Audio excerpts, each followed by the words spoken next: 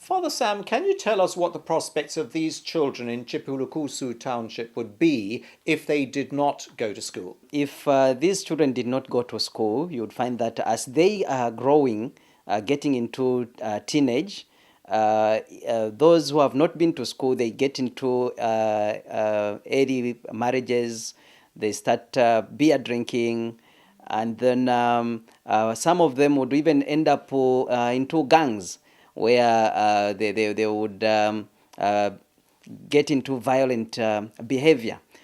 And it's quite normal, is it, for many children not to have any sort of schooling at all?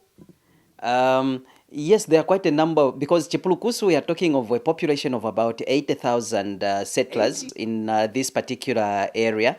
So now these children, who, after we've given them the education, you would find that they will no longer involve themselves in dangerous vices which would ruin their lives. So education helps them to understand, and then at the same time they will have a better prospect for them to get employed.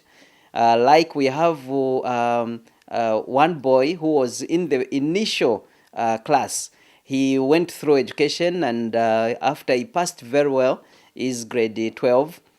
He came back and is now also teaching the other children who are coming up, which actually motivates us even to do more as we see his success story.